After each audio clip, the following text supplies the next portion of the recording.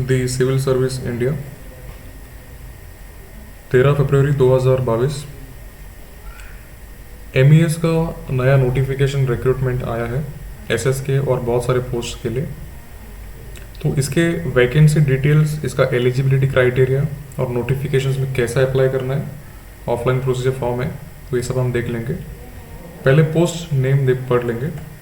Met SS के store keeper grade 2, steno 2, upper division clerk UDC, lower division clerk LDC, civil motor driver, peon, चौकीदार, सफाई वाला, चौकीदार, Kahneman और meter reader.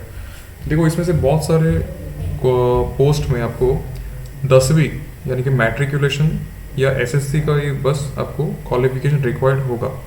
Okay, सो जिनका 10वीं पास है वो ये सब पोस्ट के लिए अप्लाई कर सकते हैं। सब पोस्ट नहीं, इनमें से कुछ कुछ पोस्ट को ITI और +2 यानी कि HSC भी लगते हैं। सो एम्प्लॉयमेंट नोटिस ये सिर्फ एक प्री नोटिफिकेशन है। एम्प्लॉयमेंट नोटिफिकेशन यानी कि न्यूज़पेपर में, एम्प्लॉयमेंट न्यूज़ में बहुत जल्दी आने वाला है, मार्च महीने में आने का एक संभावना है। सो अभी MES में वैकेंसी है। सो MES एक मिलिट्री इंजीनियरिंग सर्विस जो एक गवर्नमेंट ऑर्गेनाइजेशन जो मिनिस्ट्री ऑफ डिफेंस के अंडर काम करते हैं। ओके, ये एक बहुत बड़ा एक भारत का भारतीय सैनिक, Indian arm forces, Indian navy, Indian air force और जो भी डिफेंस सेक्टर्स होता है, ये सभी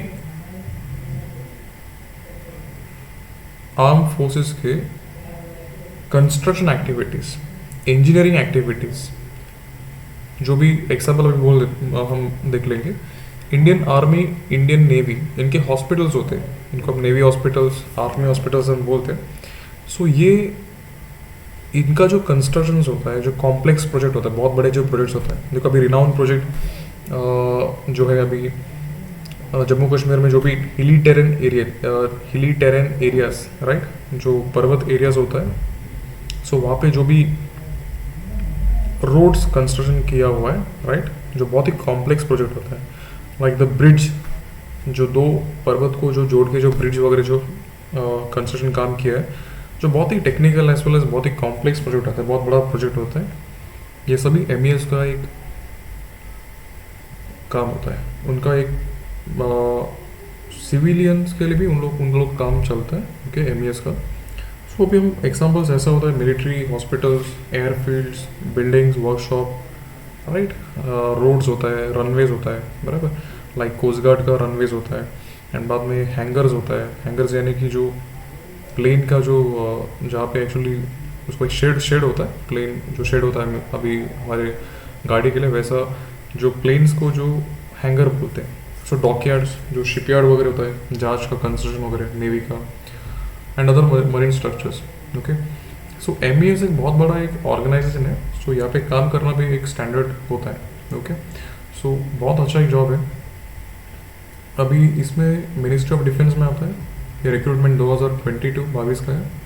एप्लीकेशन स्टार्ट होने का डेट और लास्ट डेट अभी जल्दी आने वाला है, जो ऑफिशियल नोटिफिकेशन आएगा।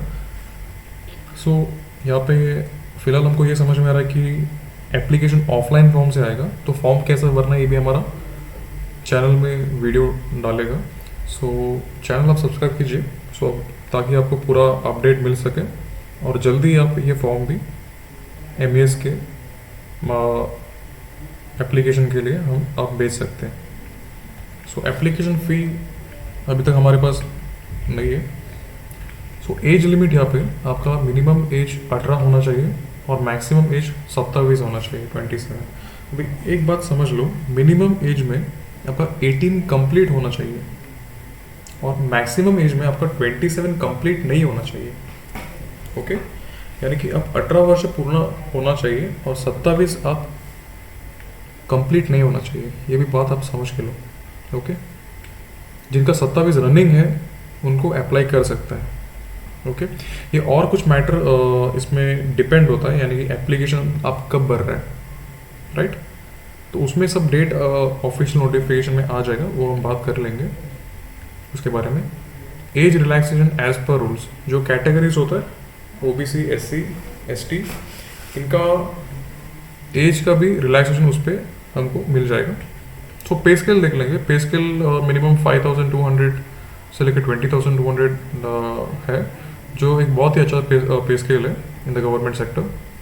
वैकेंसी डिटेल्स ये यहाँ पे बहुत इंपॉर्टेंट पॉइंट है। 3853 वैकेंसीज अभी आया है। 3853 वैकेंसीज है, बहुत बड़ा वैकेंसी है।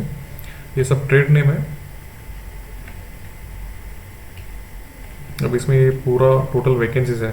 चलो पोस्ट देख लेंगे। SK2, बाद में स्टेनो 2, UDC अपर division clerk, LDC lower division clerk, CMD peon है, चौकीदार है सफ़े वाला, चौकीदार, कुक, कैनमैन और एम रीडर, मीटर रीडर। सो सब मिला के अराउंड 3853 वैकेंसी। ओके, बहुत बड़ा एक अपॉर्चुनिटी है। मैं सबको ये विनती कर रहा हूँ कि आप ये एप्लीकेशन जब आएगा जल्दी उसका फॉर्म फिल करने के सेंड करना चाहिए। अब एलिजिबिलिटी देख लेंगे, यानी कि क्वालिफिकेशन आपको क्या लगेगा, कितना आपका शैक्षणिक पात्रता उसमें लग जाएगा। देखो SK2 में जहाँ पे 363 वैकेंसी है, यहाँ पे आपको मैट्रिकुलेशन लगेगा। मैट्रिकुलेशन यानी कि आपका 10वीं, राइट, या SSC बोलते हैं उसको। ओके, 10वीं आपका लगेगा और कुछ नहीं। स्टेनो 2 UDC और LDC में अभी तक उसका क्वालिफिकेशन नहीं बताया, वो आ जाएगा। CMD में 630 वैकेंसी है, मैट्रिकुलेशन ही पूछा, अगेन 10वीं पूछा। प्यून के लिए भी 706 वैकेंसी है, 10वीं पूछा है, अच्छा है। चौकीदार 531 वैकेंसी है, यहाँ पे भी 10वीं पूछा है। यहाँ पे डिसायरेबल ऐसा है कि फिजिकल फिटनेस होना चाहिए। ओके, मतलब नॉर्मल फिजिकल फिट होना चाहिए बस। सफाई वालों को अराउंड 249 वैकेंसी, यहाँ पे भी 10वीं लगता है और कुछ नहीं। ओके, यहाँ पे चौकीदार ये एक्चुअली कुक का है। ओके, खाना बनाने वाले कुक का है। सो यहाँ पे भी 10वीं और यहाँ पे diploma in cooking catering from any recognised institution, यानी कि तुमको तुम्हारे 10वीं भी लगेगा। और जो लोग डिप्लोमा होटल मैनेजमेंट जो करते हैं, यानी कि कुकिंग में जिनका एक्सपर्ट है, जिनके पास सर्टिफिकेट है कैटरिंग का और कुकिंग का, कमर्शियल हो या डोमेस्टिक, उनको यहाँ पे अप्लाई कर सकते हैं, बहुत स्कोप है। बाद में आता है कैनमैन। यहाँ पे आपको ITI लगता है, एट द सेम टाइम 10वीं भी लगता है। Okay, ITI industrial training institute का आपको पास सर्टिफिकेट लगेगा। ओके, अप्रेंटिसशिप भी अप्लाई कर सकते हैं, एट द सेम टाइम 10वीं भी आपका होना चाहिए। एम रीडर होता है मीटर रीडर। यहाँ पे आपको 10+2 यानी कि आपको +2 HSC, राइट, +2 या HSC या 12 आपका होना चाहिए। सो मेट का भी मैट्रिकुलेशन और ITI दोनों भी लगता है। 591 वैकेंसी है, क्योंकि यहाँ पे भी ITI लगता है। सो डॉक्यूमेंट्स रिक्वायर्ड, अभी तुम्हारा क्या क्या डॉक्यूमेंट्स तुमको तैयार करके रखना है। एक बात समझ के लो, हमारे पास अभी कुछ टाइम है, यानी कि ऑफिशियल नोटिफिकेशन आने के लिए जो भी टाइम है, मार्च में आने की संभावना है, आगे भी हो सकता है, पीछे भी हो सकता है। यहाँ पे तुमको ये समझना है कि तुम्हारे जो भी सर्टिफिकेट्स है, ये बहुत ही जल्दी तुम रेडी करके रख लो, ताकि तुमको कुछ तकलीफ नहीं होना चाहिए, नाम में कुछ गलती नहीं होना चाहिए गवर्नमेंट वैकेंसीज में। ये बात बहुत ही समझ के लो। सो यहाँ पे एजुकेशन क्वालिफिकेशन सर्टिफिकेट में जो भी ट्रेड तुम अप्लाई कर रहे हो उसका सर्टिफिकेट तुमको डालना है। तो हमने देख लिया 10वीं लगता है कुछ वैकेंसीज के लिए, 12वीं भी लगता है एक वैकेंसी जो मीटर रीडर है, और ITI भी लगता है कुछ ट्रेड के लिए, 10वीं भी लगता है। सो ये पूरा सर्टिफिकेट तुम्हारा रेडी होना चाहिए। ओके, इसका original as well as copy तुमको सेंड करना पड़ता है। ओके, बर्थ सर्टिफिकेट तुम्हारा एज प्रूफ के लिए, राइट, बर्थ सर्टिफिकेट तुम्हारा रेडी होना चाहिए। बाद में आता है कास्ट सर्टिफिकेट, जिनका OBC SC ST है, इनको कास्ट सर्टिफिकेट डालना पड़ेगा। और जो जनरल में आता है उनको कुछ डालने की कोई ज़रूरत नहीं। और एक बात समझ के लो, OBC SC ST जो भी कैंडिडेट्स है, तुम्हारा कास्ट सर्टिफिकेट और कास्ट वैलिडिटी सर्टिफिकेट, ये दोनों रहना बहुत ही ज़रूरी है, दोनों भी तुमको डालना पड़ेगा। समझ लो कुछ लोग क्या करते हैं, उन लोग सिर्फ कास्ट सर्टिफिकेट डालते हैं, वैलिडिटी सर्टिफिकेट नहीं डालता है। इसमें से क्या होता है, तुम्हारा फॉर्म रिजेक्ट हो जाता है। गवर्नमेंट वैकेंसीज में हर एक पॉइंट बहुत इंपॉर्टेंट होता है, हर एक पॉइंट। अगर तुम एक पान में 10-15 पान रहेगा, उनमें से एक पेपर में अगर तुम साइन करने के लिए भूल गए तो तुम्हारा पूरा फॉर्म रिजेक्ट होता है। ये भी बात तुम समझ के लो। सो हमारा चैनल सब्सक्राइब करो, तुमको फॉर्म कैसा भरना है ऑफलाइन तरीके से, ये पूरा डिटेल्स इन्फॉर्मेशन इसमें आपको मिल जाएगा। सो स्टेप बाय स्टेप आपको वो भी समझ जाएगा। एक्सपीरियंस सर्टिफिकेट जिनका है वो डाल दीजिए। एंड बाद में आता है passport size photo duly self attest, तुम्हारा साइन से होना चाहिए। All documents duly self attest, जो हमने बोला था हर डॉक्यूमेंट्स में तुम्हारा साइन होना चाहिए, सेल्फ अटेस्ट बोलते हैं। एप्लीकेशन जहाँ पे सेंड करना अभी तक उसका कुछ डिटेल्स नहीं आए, वो आ जाएगा ऑफिशियल नोटिफिकेशन में। ओके, सो ये वीडियो में बस इतना ही।